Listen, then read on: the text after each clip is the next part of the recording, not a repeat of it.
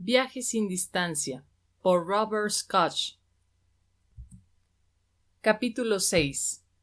Entre septiembre de 1972, en que acabó la transcripción del libro, y marzo siguiente, Bill mostró el material tan solo a 4 personas. Hugh Lynn Case, un sacerdote católico llamado Padre Michael, que era alumno de uno de los cursos de graduado impartidos por él, y 2 amigos íntimos. Cada una de estas personas tuvo una reacción positiva pero muy diferente ante el curso. Sus 2 amigos encontraron el material interesante a nivel intelectual, pero no deseaban trabajar con las lecciones. Por su parte, Hugh Lynn sintió que el trabajo era tremendamente importante y que sus contenidos le indicaban que tenía el potencial de cambiar a miles de personas. Mientras que el sacerdote, que tenía una cierta preparación en el estudio de las religiones y el misticismo, encontró que el curso estaba en completa armonía con las grandes enseñanzas místicas de Oriente y sintió que las lecciones estaban concebidas con brillantez. Bill tuvo problemas para convencer a Helen de que le permitiera enseñar el curso a cada uno de ellos, y como no tenía ganas de seguir manteniendo discusiones de este tipo, decidió no mostrárselo a más personas. El curso volvió al archivador y allí se quedó guardado para lo que el futuro le deparase. En septiembre, cuando el curso se completó, Bill leyó en una revista especializada un artículo titulado Misticismo y esquizofrenia, escrito por un médico y psicólogo llamado Kenneth Wapnick. Bill pensó que el artículo le resultaría fascinante al padre Michael y se lo hizo llegar sin darle más importancia. Sin embargo, pensó mucho sobre las ideas del artículo y sobre su autor. Kenneth Wapnick tenía 30 años y hacía 4 que se había doctorado en psicología. Nació y se crió en la fe judía, pero a mediados de 1972 tuvo una profunda experiencia mística que le llevó a saber que tenía que hacerse católico. Se bautizó oficialmente en octubre de aquel año y el sacerdote que le bautizó tenía en tan alta estima a este nuevo converso que comentó a su amigo el padre Michael, con quien estaba asistiendo a un curso por aquel tiempo, lo bello que había sido el bautizo de un psicólogo llamado Dr. Wapnick. El padre Michael reconoció el nombre inmediatamente y le dijo a su amigo que le gustaría mucho conocer al Dr. Wapnick. El sacerdote expresó que le gustaría mucho presentarlos, pero que el Dr. Wapnick estaba planeando irse a Israel y no sabía cómo tendría programado el tiempo que le quedaba. En cualquier caso, le daría su teléfono e intentaría que pudieran ponerse en contacto. Unos días después, Ken llamó a Michael y acordaron una fecha para verse. De forma inmediata sintieron una afinidad mutua y pronto se hicieron amigos. A lo largo de sus debates sobre psicología y misticismo, el padre Michael pensó que a Ken le gustaría conocer a 2 amigos suyos psicólogos y pocas noches antes de que saliera para Israel, le presentó a Helen y a Bill. El encuentro ocurrió en el apartamento de Bill después de cenar. La conversación giraba predominantemente en torno a temas profesionales y teorías, pero en un momento dado, Bill mencionó el material que Helen había transcrito y preguntó a Ken si le gustaría echarle un vistazo. Cuando Ken vio el volumen del manuscrito, señaló educadamente que solo tenía unos días antes de irse y que no le quedaba tiempo para hojearlo de la forma que le gustaría. Sin embargo, al llegar a Israel, se encontró pensando con mucha frecuencia sobre el manuscrito que Bill le había mencionado. No sabía por qué pensaba tanto en él, pero lo seguía teniendo en mente y decidió que cuando volviera a Estados Unidos debería localizar a Bill y examinar en detalle su contenido. Ken Wapnick pasó más de 5 meses en Israel, de los cuales 3 y medio permaneció en un monasterio trapense y 5 semanas en otro monasterio que estaba en la cima de una montaña en la Baja Galilea. Este último había sido creado para desarrollar una comunidad en la que musulmanes, cristianos y judíos vivieran y rezaran juntos. La misa y las oraciones comunitarias se celebraban en hebreo y Ken se sentía bien en aquel lugar. Pensó que podía ser su punto de destino. Sin embargo, en marzo de 1973 se sintió guiado a volver a Estados Unidos. La guía únicamente le dijo que debía volver, pero él pensó que había 3 razones para ello: mejorar las relaciones con su familia, renovar las relaciones con sus amigos y ver el manuscrito que Bill le había mencionado unos días antes de irse a Nueva York y que había permanecido en su mente a lo largo de toda su estancia en Israel. Al volver a Nueva York, no sabía cuánto tiempo se quedaría en los Estados Unidos. Sentía que era un viaje de visita y que volvería a Israel, quizá para vivir en aquel monasterio por un periodo de tiempo indefinido. El padre Michael le recogió en el aeropuerto y una de las primeras cosas que Ken le dijo era que quería ver a Bill Thetford y aquel manuscrito que le había mostrado. 5 días después, Bill le pasó el manuscrito de 1500 páginas y Ken descubrió que se llamaba Un curso de milagros. Durante los 2 y medio meses siguientes, Ken apenas hizo otra cosa que leer el manuscrito. A lo largo de aquel periodo, fue sintiendo cada vez más claramente que su vida espiritual estaba de alguna manera conectada con ese material y que no iba a volver a Israel para quedarse ni para residir una larga temporada. Cuando acabó de leer el curso completo, tenía claros los pasos a dar en su vida. Viajaría a Israel para zanjar algunos temas que habían quedado inconclusos y después volvería a Nueva York para trabajar junto a Helen y Bill en el curso. También sintió que era importante que Helen y Bill visitaran Israel y les sugirió que lo hicieran mientras él estaba allí para así poder mostrarles lo que él consideraba los lugares más significativos. Tanto Helen como Bill tenían vacaciones y como ambos tenían deseos de visitar Tierra Santa, pensaron que la invitación de Ken de hacer de guía daría al viaje una dimensión añadida que de otra manera no hubieran podido disfrutar. La tercera semana de agosto de 1973, un mes después de que Ken hubiera vuelto a Israel, y a pesar de las aprensiones de Helen en relación al legendario calor estival israelí, Bill, Helen y Louis embarcaron en un avión rumbo a Tel Aviv. Helen, a pesar de quejarse continuamente del calor insoportable, participó plenamente en los planes que les propuso Ken, resultándole especialmente conmovedora la visita a Qumran, el lugar donde se descubrieron los manuscritos del Mar Muerto. Al acercarse al lugar donde fueron hallados los manuscritos, Helen se detuvo visiblemente conmovida. Se quedó mirando a la apertura de la cueva y repentinamente rompió a llorar. Aunque Louis y Bill intentaron consolarla, no pudo articular palabra durante 5 minutos, y cuando por fin retomó la compostura, hablaba tan bajo que los demás tenían que esforzarse mucho para oírla. «Esta es la cueva», dijo con voz temblorosa. «Esta es la cueva donde vi el pergamino que decía Dios es». Nadie dijo una palabra, no había nada que decir.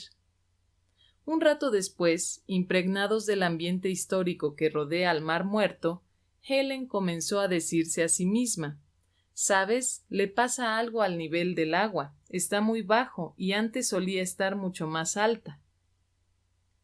Bill, que no tomaba a la ligera ningún pensamiento de Helen, abrió una guía que había comprado a su llegada a Israel y comenzó a hojearla. «Muy interesante, Helen», comentó. «Aquí dice que en los tiempos de los esenios el nivel del agua del Mar Muerto era mucho más alto. Todos se quedaron en silencio y por fin Helen, muy emocionada, dijo: «Este es el lugar más sagrado de la tierra».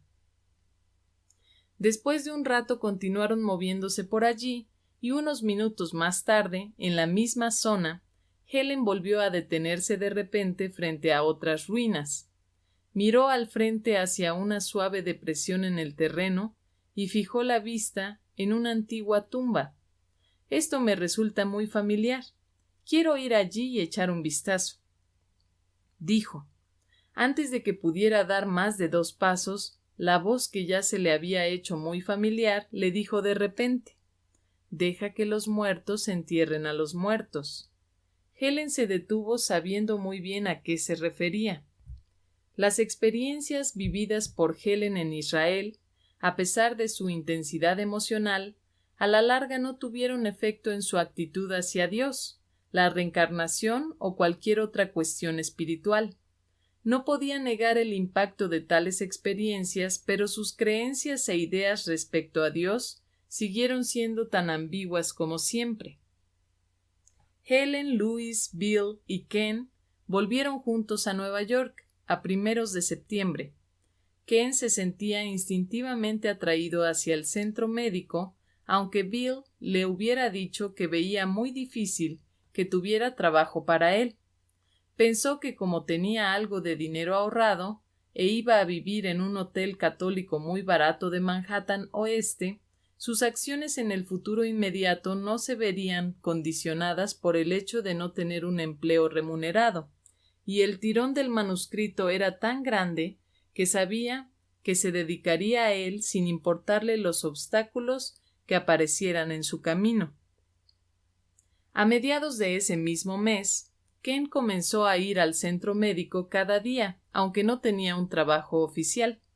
Pasaba el día leyendo y releyendo cuidadosamente cada sección del manuscrito y discutiendo con Helen lo que pensaba que había que hacer para asegurarse de que el material fuera totalmente claro. Fue una labor que solo se pudo realizar a través de una dedicación total y mucho amor. Pasaron más de 1000 horas determinando la puntuación precisa y lo que debía ir en mayúsculas. Asimismo, Ken dedicó mucho tiempo a revisar y pulir las particiones de las secciones y los encabezamientos que Helen y Bill habían insertado el año anterior. Aunque Helen y Bill hicieron un primer trabajo de dividir el manuscrito en secciones, ninguno de ellos estaba completamente satisfecho con el resultado, con lo que Ken asumió la tarea de conseguir la colaboración de Helen para asegurarse de que los encabezamientos estuvieran en armonía con la pureza de contenidos del curso.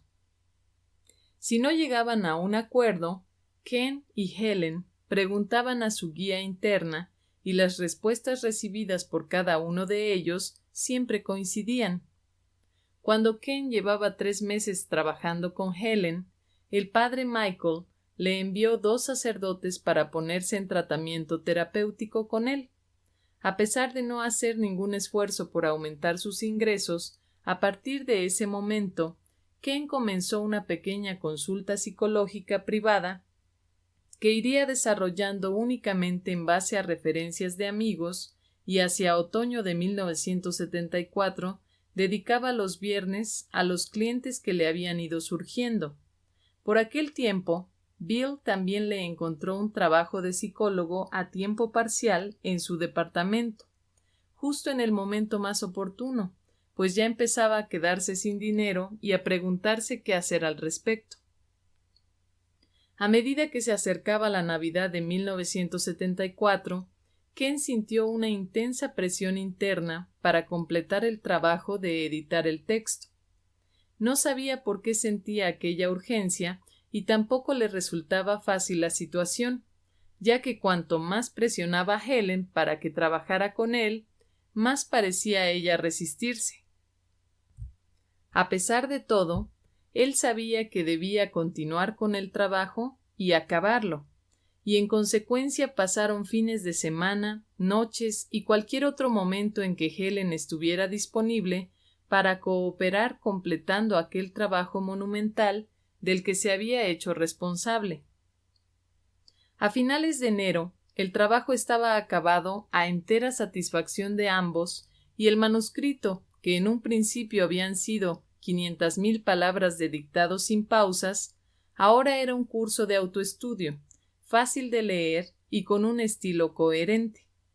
Helen, Bill y Ken tuvieron una sensación de alivio, sentida de forma diferente por cada uno según su personalidad y actitud. Helen se sintió por fin libre. Bill sabía que habían dado lo mejor de ellos mismos, y Ken se sentía muy agradecido por haber podido participar en un trabajo de gran significado espiritual. Por aquel tiempo, Bill comentó a Helen que había estado preguntándose cómo podrían llegar las enseñanzas del curso relativas a la curación a quienes practicaban la medicina tradicional. Comentó que había estado leyendo artículos de distintos temas que él sentía relacionados con la cuestión, y entre ellos había una intrigante información sobre un invento ruso llamado fotografía Kirlian. Explicó a Helen que este proceso era una forma de fotografía a alto voltaje que parecía indiar el campo de fuerza alrededor de la materia.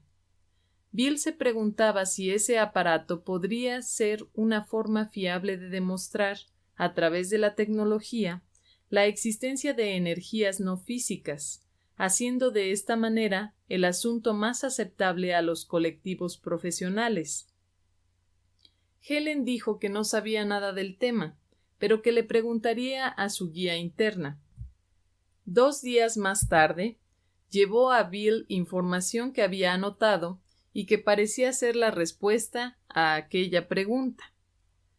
No tiene nada que ver con la luz, dijo, es sonido, y leyó a Bill el principio de una transmisión muy técnica que le sorprendió por su naturaleza científica. El dictado describía un aparato que cuando fuera construido podría medir la curación en un cuerpo. Las notas sobre el sonido parecían incompletas y poco claras, pero se complementaban con imágenes que Helen tenía del aparato mismo y de las que podía hacer una descripción con palabras. Ni Helen ni Bill comprendían el aspecto técnico de la información y decidieron dejarla de lado hasta que algún ingeniero entrase en contacto con ellos. Entretanto, continuaron sus tareas profesionales sin hacer muchos progresos en su relación interpersonal. Por aquel tiempo se encontraba un día Bill trabajando en su despacho cuando sonó el teléfono. La voz al otro extremo del hilo telefónico se identificó como un amigo de uno de sus colegas de trabajo. Según dijo, llamaba porque él y algunos socios estaban preparando una conferencia sobre la fotografía Kirlian y se preguntaban si el auditorio del hospital en que Bill trabajaba podría ser alquilado. Bill le dijo que no era posible alquilarlo a gente sin relación con el hospital, y el hombre le preguntó si le podía sugerir otro lugar para la conferencia. Bill le habló del primer lugar que le vino en mente, que era la Academia de Medicina situada entre la Quinta Avenida y la calle 104. El hombre pensó que era una idea muy buena, le agradeció la información y colgó. Bill no volvió a pensar en la llamada hasta que recibió una invitación para la primera conferencia internacional sobre la fotografía Kirlian, que se iba a celebrar el sábado dentro de 3 semanas. El hombre con quien había hablado le enviaba una nota de agradecimiento escrita sobre la invitación impresa. Gracias, venga por favor. A causa de las notas sobre el sonido, Bill tuvo una intensa sensación de que debería asistir. Consultó a Helen y a Ken qué les parecería y juntos decidieron preguntar a la guía interna. La respuesta fue muy clara. Helen no debería ir, pero Bill sí. El sábado de la conferencia hacía una mañana de primavera muy hermosa y Bill se dirigió a la Academia de Medicina protestando un poco por tener que pasar el día en un edificio cerrado. ¿Por qué hago esto?, refunfuñaba mientras caminaba a pie por la Quinta Avenida. Finalmente lo racionalizó, diciéndose que quizá tendría ocasión de conocer a uno de los oradores, Douglas Dean. Bill había oído hablar de este profesor universitario de ingeniería y sus investigaciones sobre la curación paranormal, y pensó que quizá podría arrojar algo de luz sobre el ingenio curativo que Helen veía en sus imágenes.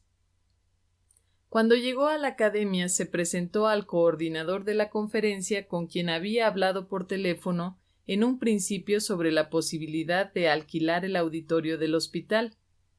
¿Puedo hacer algo por usted?, le preguntó el coordinador. Sí, le respondió Bill. Me gustaría conocer a Douglas Dean. Fueron presentados de inmediato y comenzaron a hablar de fenómenos paranormales. Como el programa de la conferencia estaba a punto de comenzar, pensaron que les gustaría quedar un día para comer y continuar con la conversación, así que decidieron encontrarse 10 días después en la oficina de Bill. La conferencia comenzó y después de los saludos de bienvenida, la encargada de hacer la charla de introducción fue Judith Scotch, una mujer de 44 años, profesora de parapsicología. No era la primera vez que Bill veía a Judith. Habían coincidido el año anterior en una conferencia sobre parapsicología, de la que Judith fue presidenta, que se había celebrado en el ayuntamiento. A medida que Judy empezó a hablar, Bill pensó: realmente debería tener un encuentro con ella algún día, pero no hoy. Capítulo 7. Judith Scotch se había criado en un vecindario de clase media en Brooklyn, Nueva York. Pero su pasado no se podía calificar de ordinario. A la edad de 7 años, cuando estaba en tercer grado, el Consejo Educativo de las escuelas de su área diseñó un programa de educación para niños superdotados y Judy fue seleccionada para participar en él. El programa estaba basado en la idea de que la educación autodirigida facilitaría el aprendizaje y promocionaría la creatividad. A pesar de su edad, a los participantes se les ofreció la posibilidad de elegir clases de lengua extranjera, matemáticas y ciencias, así como de lectura rápida y mecanografía. También se promocionaban los proyectos grupales y se examinaban a fondo los trabajos de investigación. El programa era interesante, aunque para Judy supuso tener que ir en autobús cada día a una escuela pública lejos de su barrio durante los siguientes 5 años. Además, a pesar de que tenía que realizar otro largo viaje interurbano, sus padres insistieron en que asistiera a la escuela hebrea 4 tardes por semana, así como a la escuela dominical. Su padre, un abogado llamado Samuel Rothstein, era líder de una organización judía a nivel mundial que concedía gran importancia a su tradición y quiso asegurarse de que sus hijos estuvieran versados en el significado del judaísmo.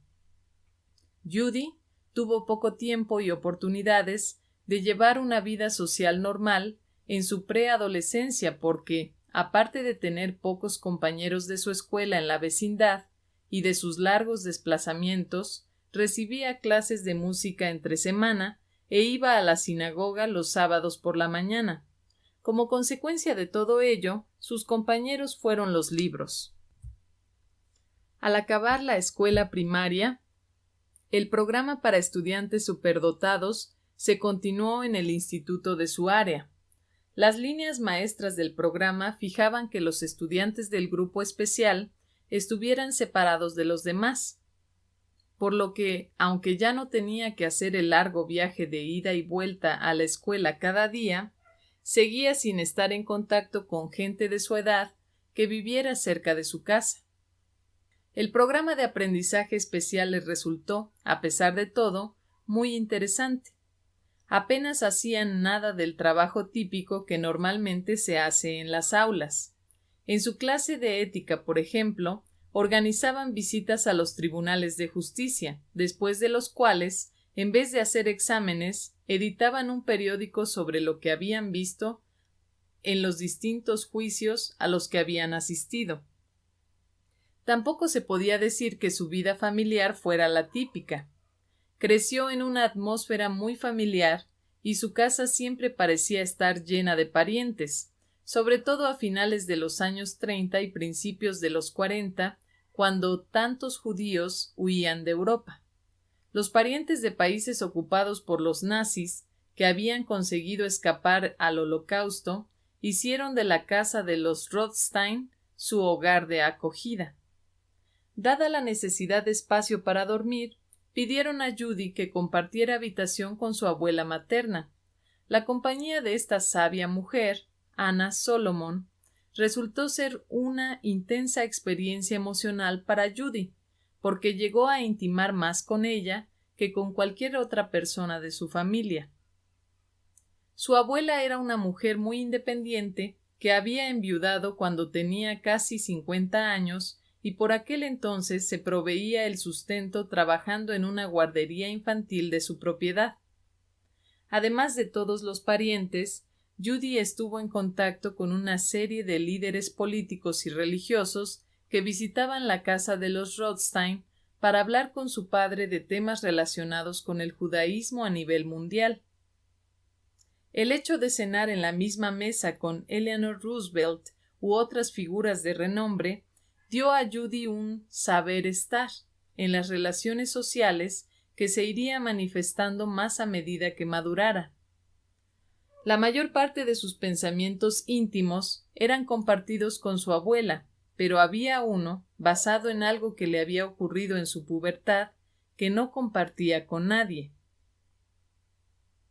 A la edad de 13 años, tuve una experiencia mística espontánea que me afectó tan profundamente que la incorporé a la esencia misma de mi conciencia, sin llegar a entender su significado, porque el intelecto no podía enfrentarse a aquel poder.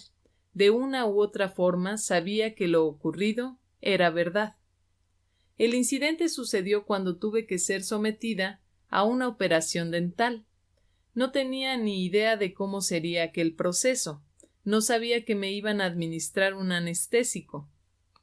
Y me sorprendió encontrarme atada a un sillón entre dos auxiliares, uno para administrarme el gas y el otro para observar la marcha de la operación a medida que el cirujano la realizaba. Cuando me pusieron la máscara en la cara, comencé a luchar con la sensación de pérdida de conciencia y en un instante sentí un miedo tremendo de perderme a mí misma. El dolor emocional era muy intenso y la sensación física que sentía era de enorme presión, como si tiraran de mí dentro de mi cabeza. Era como si estuviera perdida en la conciencia a lo largo de una línea de puntos negros. De forma inexplicable, sabía que tenía que progresar hacia arriba y cuando la línea de puntos negros me rodeó, convirtiéndose en un triángulo, supe que mi conciencia debía llegar hasta su vértice. Para mí aquello fue la muerte. La lucha interna era inmensa, pero no podía continuar, y después de una agudísima y cortante sensación de dolor, me sentí catapultada a través de la barrera del sufrimiento a la paz total. No había percepción, solo un sentimiento de luz absoluta y preciosa. Yo no era un cuerpo, veía sin ojos y tenía conciencia de una realidad total que trasciende los sentidos. Me envolvía una sobrecogedora sensación de bienestar y en un lugar al que podemos llamar conocimiento, yo era una con el universo, con todas las almas y con Dios. En este estado de conocimiento, la paz, la alegría y la realización estaban más allá de todo lo que se pueda imaginar. Recuerdo vívidamente el sentimiento de «por fin estoy en casa». Y cuando esto ocurrió, escuché una voz dentro de mí y a mi alrededor que me repetía «Ahora conoces, ahora conoces, ahora conoces». No sabía lo que conocía, pero parecía conocerlo todo. Al despertar de la anestesia intenté contarle a mi madre esta maravillosa e incomprensible conciencia de lo que la vida es realmente. Me escuchó sonriente y me dijo que se alegraba de que hubiera tenido un sueño tan bonito. Reconocí que me sería imposible traducir o explicar con palabras aquello que sentía que era el conocimiento. Al no poder hablar sobre la experiencia ni tener la ayuda necesaria que me indicase la literatura que pudiera validarla, reprimí aquel incidente hasta que casi dejó de formar parte de mi conciencia. De hecho, lo reprimí tan totalmente que durante mis años universitarios no me interesé por hacer cursos que hubieran ampliado mi comprensión de la experiencia. Sin embargo, en algún lugar de mi conciencia, nunca perdí el sentimiento de que nuestro verdadero hogar está en el reino del conocimiento total y no en el reino de la forma. Cuando Judy acabó sus estudios universitarios, se matriculó en la Escuela de Filosofía de la Universidad de Columbia para realizar un máster en literatura inglesa. En menos de un año, hizo lo que tanto ella misma como sus padres esperaban que hiciera: se casó. Los siguientes 3 años estuvo trabajando en un editorial donde realizaba los comentarios de presentación para las cubiertas de los libros. Este trabajo no era lo que había imaginado cuando estudiaba periodismo y en el 7º mes de su embarazo lo dejó sin pensarlo 2 veces. Su primer hijo, Jonathan, nació en 1955 y su hija Tamara llegó en 1959. Sus experiencias con Tamara cuando comenzó a hablar fueron las que dieron un giro a su subconsciente, haciéndole recordar con claridad aquella experiencia que le había ocurrido en el dentista 15 años atrás. Casi desde el momento en que empezó a hablar, me di cuenta de que Tammy parecía estar en sintonía con el mundo a su alrededor de una forma que estaba más allá de los 5 sentidos. Tuve las primeras indicaciones de esto en el increíble contacto telepático que existía entre ella y yo. A menudo cuando yo estaba pensando en algo, ella, ya desde que pudo articular palabra, respondía a mi pensamiento. Un día, cuando tenía 3 años, yo me estaba preguntando qué hacer de comida para Jonathan, que pronto volvería de la escuela. Pensé que quizá le gustaría tomar atún. Tammy, que estaba a mi lado, respondió como si yo hubiera expresado el pensamiento con palabras, diciéndome que a ella no le gustaba el atún y que preferiría que hiciera otra cosa. Cuando le pregunté sorprendida por qué había dicho aquello, me respondió: «Has dicho que estabas pensando en hacer atún, ¿no?». En aquel momento me di cuenta de que oía de forma diferente.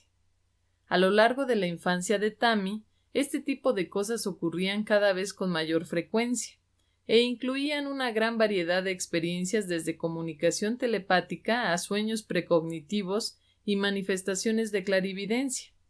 Muchas veces se despertaba con informaciones para mí, e insistía en que no venían de un sueño, sino de un real. Usaba la palabra real como sustantivo porque decía que podía distinguir entre lo que parecía fantasía y lo que sabía que estaba ocurriendo. En realidad los sucesos que describía no habían sucedido todavía, pero estaban a punto, tal como aprendimos al poco tiempo. Hubo una ocasión, por ejemplo, justo antes de su 7º cumpleaños, en que vino a mi cama por la mañana temprano, cuando aún estaba oscuro. Lloraba desconsolada y entre lágrimas me dijo que su fiesta de cumpleaños iba a ser un desastre. Me dijo que había tenido uno de sus reales y que 2 de sus compañeras, que no eran amigas suyas, habían desbaratado la fiesta tirando comida y comportándose de tal forma que hubo que llamar a sus padres para que vinieran a recogerlas antes de tiempo. Para empeorar las cosas, las niñas habían recuperado los regalos que la traían antes de irse. Cuando indiqué a Tammy que aquellas niñas no estaban invitadas a su fiesta y que no tenía que preocuparse, reconoció que era verdad, pero insistió en que el sueño era un real. Sin embargo, cuantos más detalles recordaba, más se daba cuenta de que no tenía nada que ver con su fiesta. Las decoraciones de su fiesta eran mexicanas, mientras que las del Real estaban tomadas de la tira cómica Peanuts. También se fijó en que la fiesta de su Real se celebraba en un piso decorado de forma muy distinta al nuestro. Sabiendo esto, se sintió mejor y pudo volver a la cama. Tammy tuvo una fiesta de cumpleaños muy alegre y no volvió a pensar en su Real hasta 2 semanas después, cuando estaba en la fiesta de cumpleaños de una amiga en cuya casa no había estado antes. La dejé en la puerta del edificio donde estaba el apartamento y quedamos en que pasaría a recogerla en aquel mismo lugar a las 5 de la tarde. Sin embargo, a las 4 llamó y con gran determinación me dijo que tenía que subir a recogerla al mismo piso cuando terminara la fiesta. No tenía muchas ganas de hacerlo, pero entendí que era importante para Tammy que lo hiciera. Cuando llegué, Tammy, muy emocionada, me recibió con la noticia de que todo había ocurrido tal como ella lo había experimentado anteriormente en su Real. Las decoraciones de Peanuts, las 2 niñas que tuvieron que ser enviadas a casa antes de tiempo por su mal comportamiento, incluso el hecho de que antes de irse habían recuperado sus regalos. Hubo muchos ejemplos de sueños precognitivos similares a este a medida que Tammy fue creciendo, e igualmente hubo docenas de casos de telepatía y clarividencia.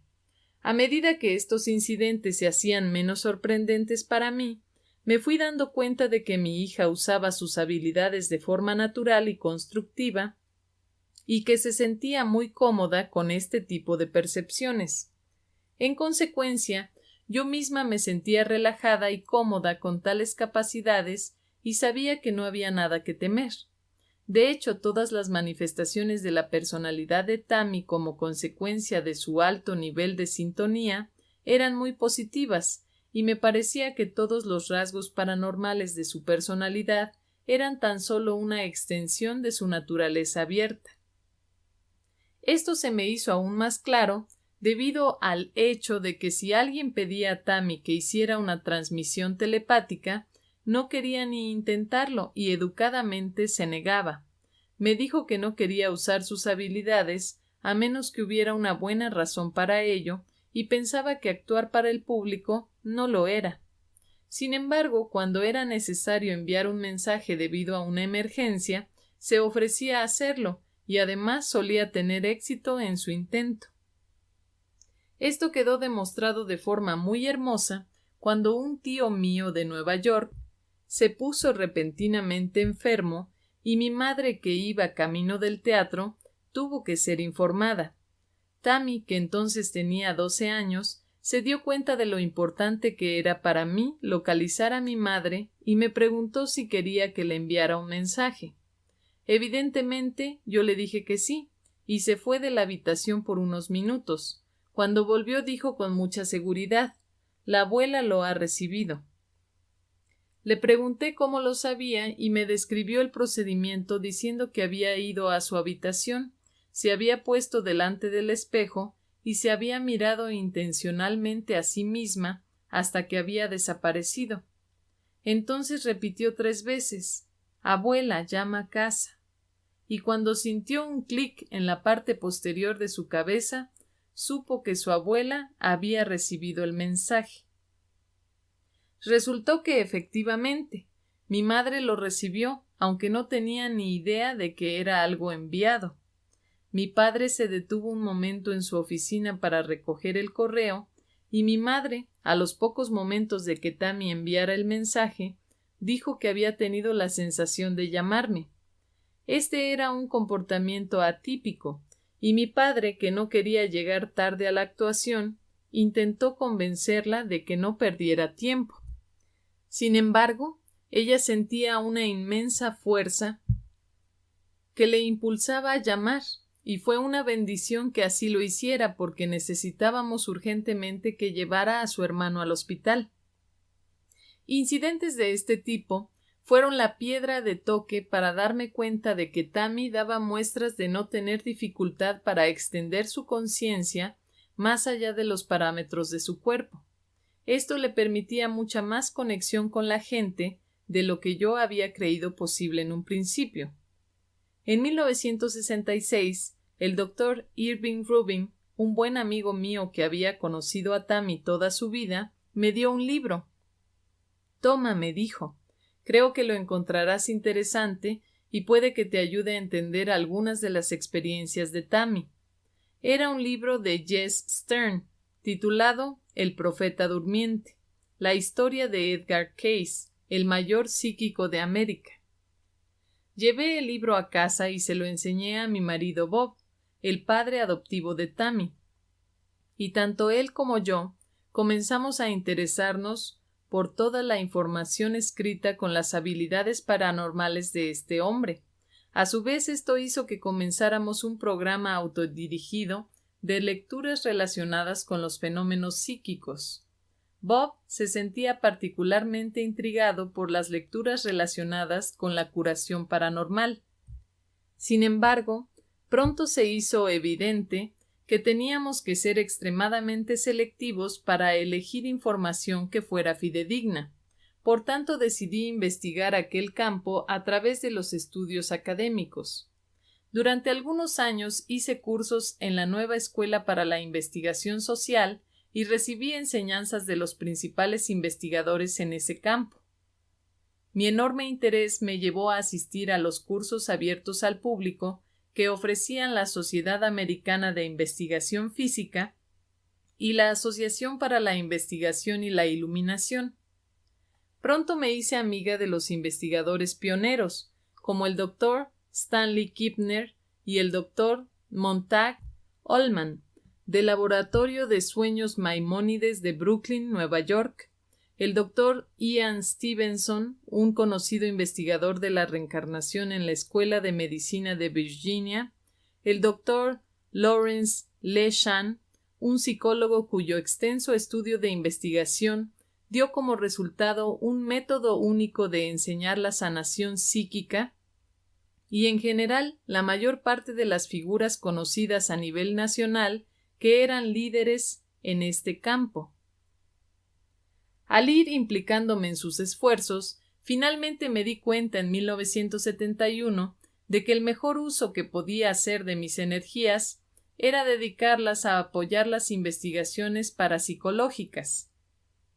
Cuanto más observaba el desarrollo de mi hija y más aprendía sobre las investigaciones paranormales, más claro veía que tenía que dedicarme totalmente a un único objetivo: aprender cuanto fuera posible sobre el potencial del ser humano. Con este propósito, Bob y yo creamos una organización no lucrativa a la que pusimos el nombre de Fundación para la Investigación Parasensorial. Para Judy Scotch, la dirección de la Fundación para la Investigación Parasensorial resultó ser un trabajo al que dedicaba hasta 18 horas diarias, pues Judy y Bob eran sus dos únicos miembros y él trabajaba toda la jornada como asesor de inversiones. Judy se dedicaba a hablar con muchas personas que buscaban financiación para sus proyectos, sopesaba su importancia y pedía consejo a sus amigos profesionales en esos temas, a la vez que ayudaba a contactar entre sí a la gente con objetivos comunes. Los fondos que la fundación ofrecía en forma de becas eran muy modestos y las primeras investigaciones fueron gestionadas a través del Laboratorio de Sueños del Hospital Maimónides, que experimentaba con los estados alterados de conciencia. Las personas que trabajaban en el laboratorio se hicieron buenos amigos de Judy y Bob, y cuando pensaban que un proyecto merecía la pena, Judy intentaba encontrar el dinero para financiarlo. No eran proyectos muy amplios, sino más bien intentos de ayudar a poner en marcha las investigaciones más meritorias con un poco de dinero inicial. Más tarde, si el trabajo prometía, había otras organizaciones grandes que podían sentirse inclinadas a continuar con la financiación. Durante este tiempo, Bob comenzó a trabajar con la sanación paranormal y además se sentía interesado por el proceso conocido como escritura automática. En el curso de su inmersión en este tema, se sintió impulsado a experimentarlo por sí mismo y durante una temporada estuvo escribiendo material cada noche en estado meditativo. Todas las páginas de guía interna que escribió resultaron ser de gran valor en su trabajo de curación y también constituyeron un apoyo fiable que le ayudaba a tomar aquellas decisiones que parecían necesitar algo más que la lógica. La fundación trabajaba principalmente con la curación paranormal y la escritura automática, y como tanto Judy como Bob sentían que debían ayudar a atraer la atención del público hacia estos temas, patrocinó una serie de conferencias públicas a partir de 1973. En junio de 1973, Judy y Bob organizaron una de estas conferencias en el Centro Lincoln de Nueva York, a la que asistieron más de 1,000 personas. El tema de la conferencia era Sanación psíquica, mito dentro de la ciencia, y estaba centrado en el trabajo de gente como Larry LeShan y Stanley Krippner, los sanadores Olga Wonal y Edgar Jackson, así como de la hermana Josta Smith, cuyo trabajo pionero investigaba el efecto de la curación psíquica en la estabilidad de las enzimas.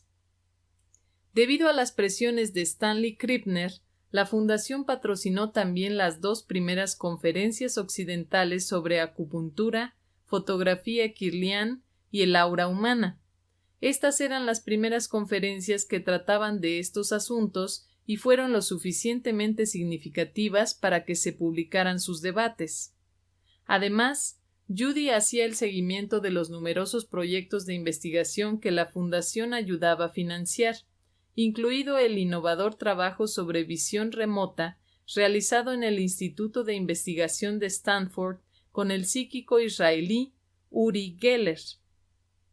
Este proyecto, cuyos resultados se publicaron en la prestigiosa revista británica Nature, junto a una miniconferencia sobre los fenómenos psíquicos a la que asistieron 16 físicos de renombre mundial, fueron muy importantes para conseguir que a nivel mundial se reconociera la importancia de investigar el funcionamiento psíquico. De hecho, la conferencia misma llevó a publicar un libro, Los documentos Geller, de Charles Panotti.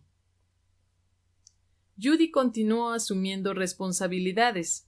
Se hizo miembro fundadora de la Sociedad de Ciencias Noéticas junto al ex astronauta Edgar Mitchell, y también profesora de la Escuela para la Educación Continua de la Universidad de Nueva York, donde daba clases de parapsicología experimental y nuevas dimensiones en la sanación. Paralelamente aceptaba invitaciones para participar en programas de radio y televisión en los que hablaba de su trabajo y, por si fuera poco, comenzó su tesis doctoral en el Instituto de Psicología Humanista en California. Su vida externa comenzó a parecer una compañía teatral de derviches girando. La revista Nuevas Realidades, en la biografía que acompañaba a una entrevista hecha a Judy, describía su vida de esta forma. La mejor manera de resumir la vida de Judy Scotch en los años 70 es ver cómo transcurre un día típico en el salón del amplio piso que tienen los Scotch en Nueva York. En una habitación se muestra una película a un grupo interesado en la biorretroalimentación. En la siguiente hay un grupo practicando meditación y en una tercera hay una reunión de investigadores médicos. Scotch misma parece estar en todas partes a la vez y también hace juegos de manos con 3 teléfonos que conectan a 3 personas entre sí en el campo de la conciencia. En cualquier momento uno se puede encontrar con Edgar Mitchell, Swami Muktakananda o Uri Geller, por no hablar de un amplio surtido de psíquicos, místicos y psíquicos o simplemente amigos de amigos. A quien venga por primera vez le parece un milagro que una mujer tan pequeña pueda mantener todo esto en funcionamiento a la vez y además servir la cena preparada por ella a todos los reunidos. La capacidad de Judy para tapar su vacío existencial y la ausencia de realización que sentía por aquel tiempo, en 1975, era igualmente milagrosa. Superficialmente su vida era todo lo que ella hubiera deseado. Su trabajo era desafiante y divertido. Toda su familia compartía sus intereses y sus consejos y servicios eran buscados por gente de todo el país. Pero le faltaba algo vital, y esto le producía un profundo dolor. Mi situación comenzaba a causarme dolor físico. Contraje una grave úlcera péptica. Sabía muy bien el efecto que las emociones pueden tener en el bienestar físico, pero ese conocimiento no hacía que cambiaran los síntomas. De hecho, el conocimiento de que me estaba haciendo aquello a mí misma me hizo sentirme aún más frustrada. Buscaba una y otra vez las respuestas que me ayudasen a salir de la prisión que yo misma había construido, pero no encontraba ayuda alguna. Todo lo que sabía era que a pesar de todos los aspectos que tenía, el trabajo que estaba realizando, no había ni un solo proyecto que no me dejara con la sensación de que daba una respuesta incompleta, de que faltaba algo. Respetaba y apoyaba el enfoque científico, y lo creía totalmente necesario, pero no estábamos tocando ninguno de los aspectos espirituales, aunque supiéramos en todos los proyectos, en especial con los relacionados con la curación, que tratábamos con principios espirituales una y otra vez. En aquel momento comencé a tener sueños que fueron la continuación de mi primera experiencia mística. Esta vez parecía haber en ellos un mensaje que me dejaba con una sensación de amor universal omniabarcante, cercana al éxtasis, aunque este sentimiento era efímero y no podía mantenerlo. El contraste que había entre los sentimientos que experimentaba en sueños y los que tenía cuando estaba despierta y activa era, como poco, desgarrador. Aunque mi marido y mis hijos no se quejaban nunca, sabía que mi estado mental nos hacía sufrir a todos. Me sentía deprimida y quería cancelar el compromiso adquirido 2 meses atrás de dar el curso introductorio en la conferencia sobre fotografía Kirlian que tendría lugar en la Academia Médica de Nueva York. Ahora que había llegado la hora, tenía unas ganas desesperadas de no hacer aquella presentación, y sin embargo sabía que no podía evitarlo de ninguna manera. Aquel día me arrastré a mí misma hasta el lugar en que se celebraba la conferencia e hice un discurso de 25 minutos sobre la sanación y la importancia de atraer métodos de curación no tradicionales hacia la práctica médica habitual. Después de la conferencia fui directamente a casa y me metí en la cama. Me sentía más hundida que nunca.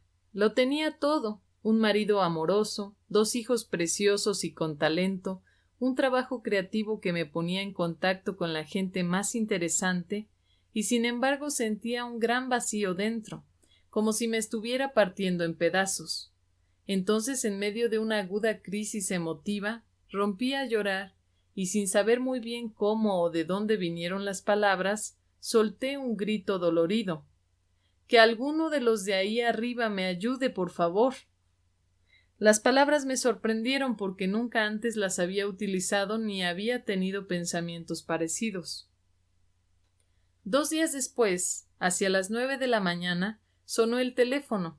Una amiga mía de Detroit estaba en Nueva York y me dijo que era importante que nos viéramos, proponiéndome que nos encontráramos a la hora de comer en un restaurante del centro de la ciudad. Cuando llegué me estaba esperando y le acompañaba un hombre de unos 45 años. Me lo presentó como su profesor de metafísica y me dijo que tenía un talento especial como numerólogo. Como yo no sabía nada de numerología y no era algo que me interesase mucho, escuché solo a medias las historias que mi amiga relataba sobre sus sorprendentes capacidades de predicción y cómo le había ayudado a encontrar una forma más pacífica de mirar la vida. Después de comer, cuando nos íbamos, mi amiga me dio la tarjeta de aquel hombre e insistía en que me hiciera la carta numerológica. El hombre me miró directamente y dijo: «Tengo muchas ganas de hacerte la carta. Para ti será un regalo». La conversación me dejó confundida, pero como creía que en la vida no hay encuentros fortuitos, sentí que tenía que ceder a los deseos de mi amiga. Racionalizándolo, me dije a mí misma: Los numerólogos, como los que leen las cartas del tarot o quienes leen el futuro, son personas muy sensibles que tan solo utilizan un tipo de herramientas como puntos focales para decirme algo acerca de mí misma que me ayude a resolver mi problema. En mi estado de angustia valía la pena probar cualquier cosa. A la mañana siguiente le llamé y concerté una cita con él para la tarde. La carta numerológica que me había preparado estaba basada en mi nombre y fecha de nacimiento que yo le había facilitado el día anterior y describía con precisión algunos de los sucesos más importantes transcurridos en mi vida.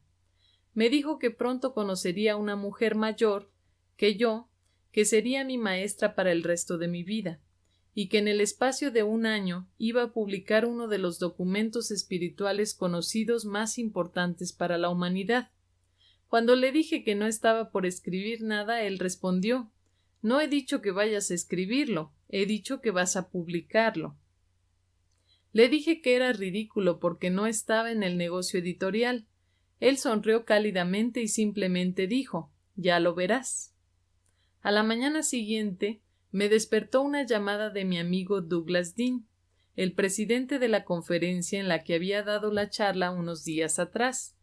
Douglas me dijo que tenía 2 razones para llamarme. La primera era saber si me encontraba mejor, y la segunda era que le habían presentado a un profesor de la Escuela Médica de la Universidad de Columbia en la conferencia, y éste le había invitado a comer el martes siguiente en la universidad para poder comentar algunos temas de interés mutuo. «¿Te gustaría venir?», me preguntó. Aunque no me sentía bien, él insistió en que le acompañara.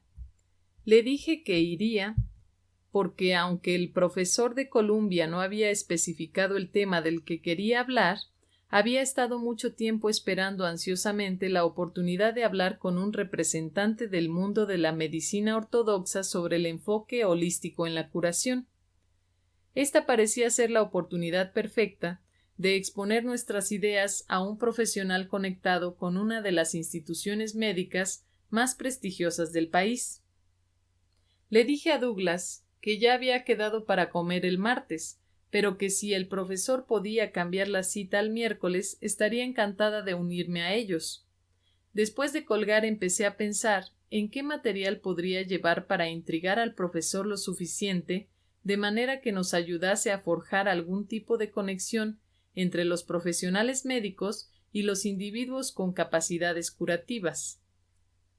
El 29 de mayo de 1975, Douglas y yo fuimos al centro médico en la parte alta de Broadway, en Manhattan, donde nos encontramos con el profesor Dr. William Thetford. Me sentía un poco aprensiva ante el encuentro porque no sabía qué tipo de hombre iba a encontrar, dado que Douglas solo había hablado unos minutos con él en la conferencia y no tenía ningún tipo de pista sobre sus intereses específicos. Douglas me aseguró que pronto lo averiguaríamos, ya que el doctor Thetford le había dicho que nos esperaría en su despacho e iríamos a comer directamente. Una vez aparcado el coche, según nos acercábamos al edificio del centro médico en medio del flujo de peatones, le dije a Douglas: «Mira, ahí está, nos está esperando en las escaleras», y le señalé un hombre delgado y alto. Douglas estaba asombrado. «Sí, ese es el doctor Thetford. Pero Judy, ¿cómo lo has sabido? Nunca le habías visto antes». No pude contestar a Douglas racionalmente porque ni siquiera me había detenido a pensarlo antes de hablar. Sin embargo, después de decirlo, tuve la sensación de que ya conocía a aquel hombre. Después de las presentaciones, el doctor Thetford nos dijo que había bajado a recibirnos para que no nos perdiéramos en el laberinto de pasillos y salas que constituían el complejo conocido como centro médico. Entonces nos llevó a la cafetería de profesores. En el recibidor nos presentó a una de sus colegas, la doctora Helen Schuckman, una mujer pequeña, ligera y de mediana edad. No podía pesar más de 45 kilos y era la compañera de trabajo del doctor Thetford. Entramos los 4 en el restaurante y después de que ambos profesores nos pidieran que les llamáramos por sus nombres de pila, Bill nos llevó a una mesa apartada. Después de hablar de algunas trivialidades, saqué el tema de la salud holística, que es el que yo quería discutir con ellos, pero no pareció interesarle a ninguno de los dos. Tanto Bill como Helen siguieron hablando de la investigación en general, y cuanto más hablaban, más me preguntaba qué hacía yo allí. La conversación continuó, y comencé a sentir que había algo en la mente de Helen que no nos revelaba, aunque no podía imaginarme qué era. Todo lo que sabía era que no tenía nada que ver con los diseños investigativos de los que hablaba. Estábamos ya tomando el postre cuando me escuché a mí misma diciendo algo increíble. Me volví hacia Helen y lo que salió de mi boca fue: «Oyes una voz interna, ¿verdad?». Antes de que pudiera pedir perdón por aquel arranque sobre el que no había tenido control, me di cuenta de que Helen se había puesto pálida, con mirada tensa y voz suave me dijo: «¿Qué has dicho?». Bill interrumpió echando su silla hacia atrás y diciendo: «¿Por qué no vamos todos a mi despacho? Creo que estaremos mucho más cómodos allí». No sabía si repetir o no lo que le había dicho a Helen, pero inmediatamente me di cuenta de que no tenía que preocuparme de ello, porque al salir del restaurante me percaté de que Bill quería caminar a solas con Helen, y de que Douglas y yo debíamos seguirlos. Fueron hablando entre ellos hasta que llegamos al despacho donde nos presentaron a su socio, el doctor Kenneth Wapnick. Entonces Bill cerró la puerta con pestillo y preguntó en voz baja: «¿Podéis mantener en secreto todo lo que aquí se diga?». Tanto Douglas como yo se lo aseguramos, aunque no sabíamos cuál sería el contenido de aquel secreto. Bill y Helen pasaron las 2 horas siguientes contándonos la historia de los últimos 10 años. Los hechos que describieron no me parecían extraños, y ellos tampoco me parecían desconocidos. De forma inexplicable me sentía reunida con viejos amigos míos, y lo que decían me parecía muy natural, como si fuera la continuación de los sucesos con los que ya había estado conectada. Toda la escena estaba bellamente orquestada. Allí estaba yo, sentada en un prestigioso centro médico con personas muy creíbles en sus profesiones científicas, pero en vez de discutir sobre prácticas de salud holística, lo que hacía era contener la respiración, esperando ver el documento metafísico que habían transcrito en secreto. Les pregunté si podía leer aquel material. Bill abrió su archivador y, tomando 7 grandes carpetas del tipo que usan los estudiantes de doctorado para sus disertaciones, las puso sobre el escritorio. «Aquí está», dijo. 1500 páginas. Un curso de milagros. Me sentí electrificada. Cogí la primera carpeta que contenía el texto y, a medida que la abría, mis ojos se dirigieron a la introducción. «Este es un curso de milagros. Es un curso obligatorio. Solo el momento en que decides tomarlo es voluntario». Cuando acabé de leer el primer pasaje, suspiré profundamente aliviada, como si oyera mi voz interna proclamar: «Este es el mapa de vuelta a casa». Y supe de forma absoluta que esta era la respuesta a mi petición de ayuda. Helen y Bill tenían programada su asistencia a una reunión del personal aquella tarde y tuvieron que acabar su reunión con Judy y Douglas antes de lo que hubieran deseado. Antes de irse, Judy quiso saber a qué se había referido Bill cuando dijo que lo que contara era confidencial. «¿Significa que no queréis que enseñe el curso a ninguno de mis amigos?», preguntó. «No», dijo Bill. «Estamos seguros de que el curso no se ha hecho para ser mantenido en secreto. Simplemente no queremos que nuestros nombres aparezcan conectados con él de ninguna forma». «Ya ves, querida», dijo Helen, «sería muy difícil intentar explicar a nuestros colegas cómo ha ocurrido todo esto. Bill y yo…». Judy interrumpió: «Desde luego lo entiendo». «Sin embargo, es aún más importante», añadió Bill, «que este material se presente por sí mismo. No necesita que ninguna personalidad se relacione con él. Ya hay demasiados cultos a la personalidad, y este curso no debe ser la base de otro más. Helen y yo no sentimos que podamos representarlo porque no lo demostramos adecuadamente. Como verás, Judy, el material es un curso de autoestudio, y Helen y yo somos solo 2 estudiantes más. Cuando Judy llegó a casa, nada más abrir la puerta llamó a Bob y le dijo: «Mira lo que tengo». Siguió contándole toda la historia del curso, tal como se la habían contado a ella aquella tarde. Bob escuchó interesado. Para él la prueba del curso estaría en el contenido y no en la forma.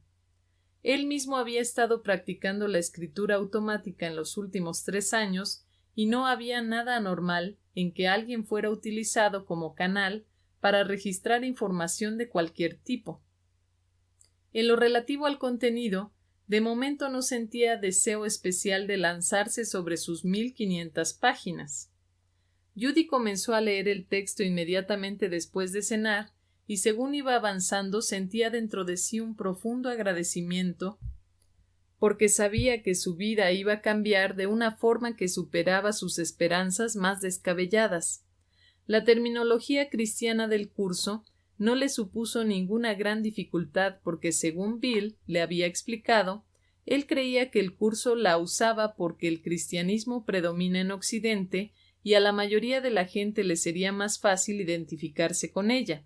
Le comentó también que una parte del lenguaje cristiano tradicional había sido reinterpretado en el curso. Por ejemplo, le dijo: la palabra expiación en el curso tiene un significado diferente que en el cristianismo tradicional. En el curso significa la corrección de la percepción equivocada de que estamos separados de Dios.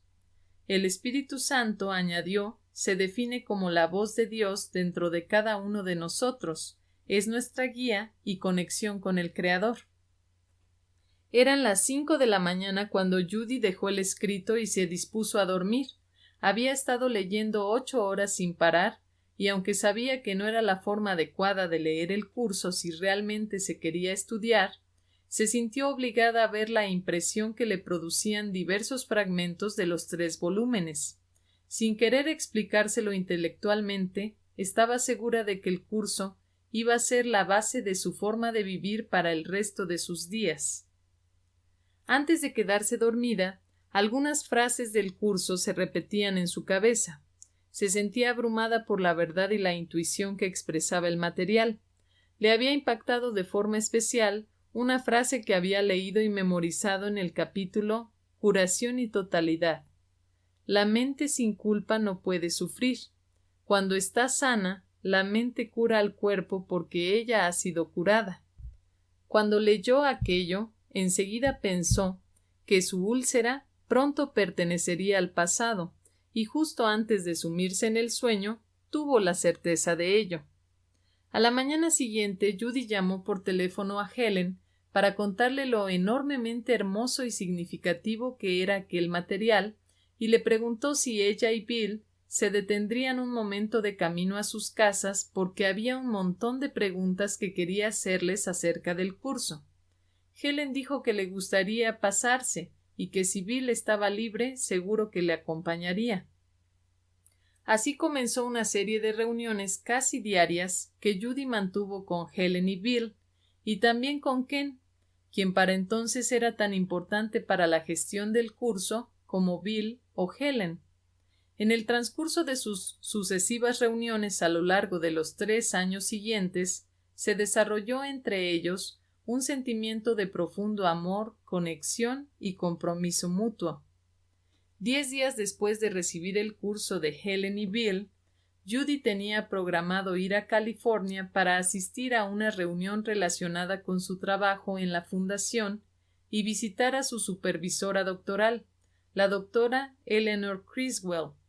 Preguntó a Bill y a Helen si podía llevarse el material y mostrarlo a algunos amigos que sabía que estarían interesados. California está a 5,000 kilómetros y nadie nos conoce allí, comentó Bill con desenfado. Las 7 carpetas con las 1500 páginas pesaban casi 10 kilos, y aunque Judy no las había sacado de su apartamento desde que las recibió, ya tenía idea de lo pesadas y voluminosas que resultaban de mover. Cuando se preparó para ir al aeropuerto, la única forma de transportarlas que encontró fue en un carro de la compra, pero incluso antes de encajarlas allí, supo que tendría que hacer algo para que en el futuro fueran más transportables. En el avión tuvo 6 horas de tranquilidad para pensar en el curso y darse cuenta de que había muchos amigos suyos que iban a querer copias una vez que les hablara de él. No sabía cómo iba a poder satisfacer sus peticiones, pero se acordó del primer principio de los milagros en el texto. No hay un orden de dificultad en los milagros, y concluyó que aquellos que tuvieran que tenerlas las conseguirían de alguna manera. Una de las primeras personas a quienes mostró el curso fue a James Bolen, editor de la revista Psychic, una publicación de alta calidad, quizá la más respetada en su área. La revista se interesaba por una amplia variedad de temas y los artículos más destacados incluían entrevistas con personalidades como el Dr. J. B. Rhine o Richard Bach, autor de Juan Salvador Gaviota. Naturalmente, Jim Bolen estaba interesado en saber de qué forma había sido recibido el material por la escriba, pero cuando Judy le habló de los contenidos del curso y le mostró alguna de las secciones específicas, él reconoció que tenía entre las manos el manuscrito más especial que hubiera visto nunca y sintió el deseo de involucrarse en él personalmente. Surgió entonces el problema de cómo podría trabajar con el curso si Judy tenía solo una copia, con lo que Jim decidió hacer fotocopias. Debido a sus conexiones con editores, pudo tenerlo hecho en 24 horas y por solo $48. Obviamente esta no sería una solución muy práctica en el futuro. El material presentado de esta forma era demasiado pesado y Judy no podía seguir prestándolo por 24 horas a todo el que lo quisiera. A pesar de ello, se fueron desarrollando formas de hacerlo. La copia de Jim comenzó a ser reproducida, y las copias fueron copiadas a su vez. En poco tiempo hubo más de 100 personas en el área de San Francisco que estaban en posesión de un curso de milagros. Poco después de llegar a San Francisco, Judy mostró el curso a Eleanor Criswell, su supervisora doctoral en el Instituto de Psicología Humanista, quien no tardó en reconocer la importancia del material. Muchísima gente va a querer esto, dijo. Vas a tener que hacerlo más manejable antes o después, y cuanto antes mejor. Está claro, Eleanor, pero ¿cómo lo hago? Costaría mucho dinero publicar este libro. Depende de cómo lo hagas. Yo tengo una pequeña editorial llamada Editorial de la Persona Libre, y estoy familiarizada con la reproducción y encuadernación de documentos. Podemos hacer fotocopias reducidas de las hojas mecanografiadas que tienes, encuadernarlas con cubiertas de papel y por el momento servirían perfectamente a tus propósitos. ¿Todo esto se podría condensar en un volumen?, preguntó Judy sin creérselo mucho. No, probablemente necesitaría 3 o 4 volúmenes, y la letra acabaría siendo bastante pequeña, pero sería legible. ¿Por cuánto lo podrías hacer?, preguntó Judy. Eleanor dijo que no lo sabía seguro, pero que en cantidades de 100 unidades el costo estaría entre $30 y $40 la unidad. Eso significa que tendríamos que venderlos a $45 porque querré regalar algunos a la gente que no pueda pagarlos.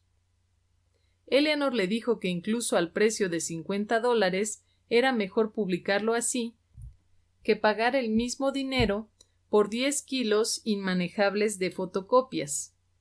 Judy pensó en consultar la idea con Helen y Bill, y cuando llamó la respuesta de Bill fue muy previsible. Hagamos lo que el curso nos dice que debemos hacer. Preguntemos. Los 3 se sentaron en silencio aquella tarde y pidieron una respuesta. Cada uno de ellos obtuvo la misma respuesta afirmativa y además se les aconsejó que obtuvieran los derechos de autor para adecuarse a las prácticas editoriales. De esta forma se puso en marcha la impresión de la primera edición de un curso de milagros. Antes de colgar, Judy añadió que en el área de San Francisco había tanto entusiasmo por el curso y tantas preguntas que no se sentía capaz de responder, que pensó que sería de gran ayuda que Helen, Bill y Ken pudieran trasladarse allí durante un par de semanas. Bill y Helen decidieron que estaría bien hablar de manera informal sobre el curso a unas pocas personas a 5,000 kilómetros del hospital, y como iban a tomar vacaciones les encajó muy bien en sus planes. Judy comentó a algunos amigos que Helen y Bill iban a ir al área de la bahía de San Francisco durante unos días y que estaban dispuestos a hablar sobre el curso a un número reducido de gente. En una semana se constató que había mucha gente interesada en asistir a aquella reunión y una vez fijada la fecha de su celebración, hubo más de 100 personas que confirmaron su asistencia. Para poder dar cabida a todos, Judy alquiló una sala de conferencias en el hotel donde Helen se alojaría. Desde el principio de aquella primera reunión, se vio que la gente que había fotocopiado el curso se planteaba las preguntas y el trabajo de forma muy seria. Las preguntas y respuestas se prolongaron hasta más allá de medianoche, y sin embargo Helen no mostraba signos de fatiga o incomodidad.